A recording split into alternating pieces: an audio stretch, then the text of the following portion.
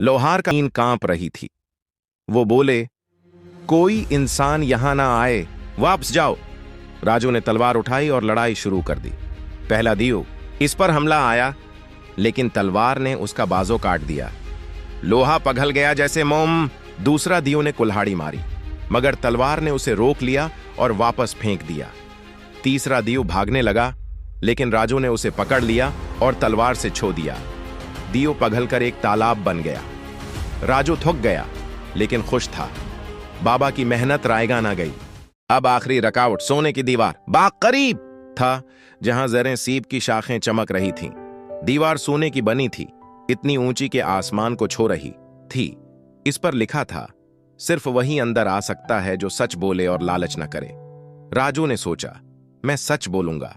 दीवार से आवाज आई, तुम यहां क्यों आए हो? राजू बोला, शहजादा की जान बचाने। मैं गरीब लोहार का बेटा हूं, न माल चाहता हूं न इज्जत, बस इंसाफ चाहता हूं। दीवार हल्की और दरवाजा खुल गया। बाग अंदर से जन्नत जैसा था। फूलों की महक, परिंदों की चहचहाहट और दरमियान एक दरख्त पर ज़रें सैब लटक रहा था। जादूगर शैतान सामने आया, एक लंबा काला, आंखों में आग लिए हुआ। तूने रकावटें पार की, लेकिन सीब मेरा है। वो गरजाया और एक जादुई छुरी से बजली की बारिश मारी। राजू ने तलवार उठाई और तलवार ने बजली को रोक लिया। फिर लड़ाई शुरू हुई। जादूगर ने सानप बनाए, मगर तलवार ने उन्हें काट दिया। जादूगर ने आंधी उठाई, मगर तलवार ने हवा को रोक दिया। आखिर में राजू ने तलवार जादूगर की छुरी पर मारी और छुरी टूट गई। जादूगर गायब हो गया और बाग आजाद हो गया। राजू ने ज़रें सीब तोड़ा और वापस महल की तरफ चल पड़ा। रास्ते में वो दरवीश से मिला, जो मुस्कुराया, तुम्हारी मेहनत और सच्चाई ने जीत हासिल की। महल पहुंचकर नवाब ने सेब देखा और खुशी से रो पड़ा। शहजादा सेहतयाब हो गया। नवाब बोला, तुमने वादा निभाया, अब शहजादी गलजार तुम्हारी होगी। शहजादी, जो खूबसूरत थी, लंबे बालों वाली, आंखों में समंदर जैसा गहराई, राजू को देखकर मुस्कुराई। तुमने न सिर्फ सेब लाया, बल्कि हिम्मत दिखाई। शादी हुई बड़े धूमधाम से। गांव वालों को दावत दी गई। बलबीर लोहार आया और जब उसने बेटे को देखा तो आंसू निकल आए। बेटा, तेरी तलवार ने सब कुछ बदल दिया। राजू बोला, बाबा, तलवार तो तुम्हारी मेहनत थी और जीत हम दोनों की। शादी के बाद राजू नवाब का दामाद बना, लेकिन वो लोहे का काम न छोड़ा।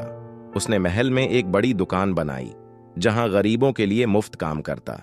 शहजादी गलजार उसकी साथी बनी और वो दोनों मिलकर गांव की फलाह करते। मगर कहानी यहां खत्म न हुई। एक दिन एक और खतरा आया। दौर मुल्क से एक जालिम बादशाह ने हमला किया। इसकी फौज लोहे के हथियारों से लैस थी और वो नवाब के इलाके पर कब्जा करना चाहता था। राजू ने अपनी तलवार उठाई और फौज का मुकाबला किया। तलवार ने माजिज़े दिखाए। वो बजली की तरह चमकती, दुश्मनों को भागने पर मजबूर कर देती। राजू की फौज ने जीत हासिल की और जालिम बादशाह हार मान लिया। उसने माफी मांगी और अमन का वादा किया।